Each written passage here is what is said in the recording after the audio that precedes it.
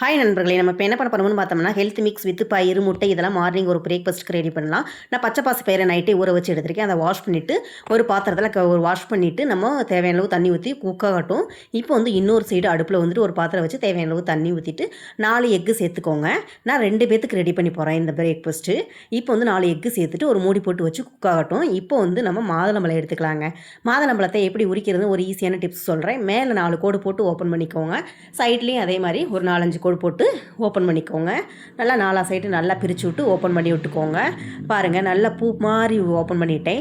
இப்போ வந்து உதுத்துக்கோங்க. நல்லா உதுத்து தனியாக எடுத்து வச்சுக்கோங்க. இப்போ வந்து நான் ஹெல்த் மிக்ஸ்க்கு தேவையான எல்லா பொருளும் எடுத்து வச்சுருக்கிறேன். இப்போ வந்து ஒரு ஜார் எடுத்துக்கோங்க. ஜார் எடுத்துகிட்டு நம்ம வந்து இப்போ என்ன சேர்க்க போகிறோம்னு பார்த்தோம்னா, பாதாம் பருப்பு ஒரு 10 சேர்த்துக்கோங்க. ஒரு பிஸ்தா 5 சேர்த்துக்கோங்க. முந்திரி 5 சேர்த்துக்கோங்க.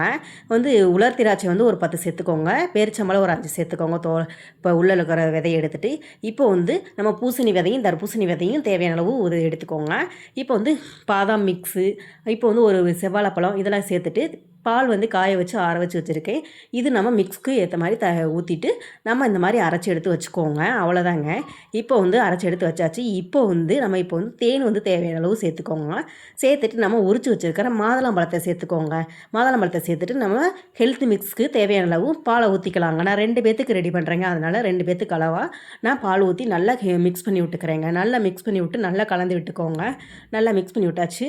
இப்போ வந்து இன்னும் கொஞ்சம் இன்னொரு ஆளுக்கு ரெடி பண்ணுறதா இருந்தாலும் தாராளமாக ரெடி பண்ணலாம். 2 பேத்துக்கு ரெடி பண்ணியிருக்கிறேன். இப்போ வந்து கப்பில் தேவையான அளவு ஊற்றிட்டு நம்ம இப்போ மாதுளம்பழத்தை அதில் அப்படியே பூ மாதிரி தூவி விட்டுக்கோங்க. அவ்வளோதாங்க. இப்போ வந்து நம்ம இதை சாப்பிட்டுக்கலாங்க. அவ்வளோதாங்க, ரெடி ஆயிடுச்சு. இப்போ வந்து நம்ம என்ன சாப்பிட போகிறோம்னு பார்த்தோம்னா, நம்ம வந்து பச்சை பாசி பயிறு தேவையான அளவு எடுத்துக்கிறேன். நான் வந்து ஒரு ஆளுக்கு வந்துட்டு 2 கரண்டி சேர்த்துக்கிறேன். 2 முட்டை சேர்த்துக்கிறேங்க. இப்போ வந்து நம்ம ஹெல்த் மிக்ஸ் இது ரெடி பண்ணி வச்சுருக்கிறோம்.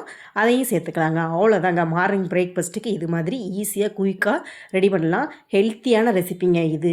இதில் நிறைய பெனிஃபிட்ஸ் இருக்குதுங்க. நீங்கள் மார்னிங் பிரேக்ஃபாஸ்ட்டுக்கு இந்த மாதிரி ரெடி பண்ணி சாப்பிட்டுட்டு நீங்கள் ஆஃப்டர்நூனுக்கு அப்புறமா கூட சாப்பாடு ஏதாவது செஞ்சு சாப்பிடலாம். சூப்பராக இருக்கும். இந்த வீடியோ பிடிச்சிருந்துச்சுன்னா கேபி தேவ் சேனலை லைக் பண்ணுங்கள், சப்ஸ்கிரைப் பண்ணுங்கள், ஷேர் பண்ணுங்கள், கமெண்ட் பண்ணுங்கள் நண்பர்களே.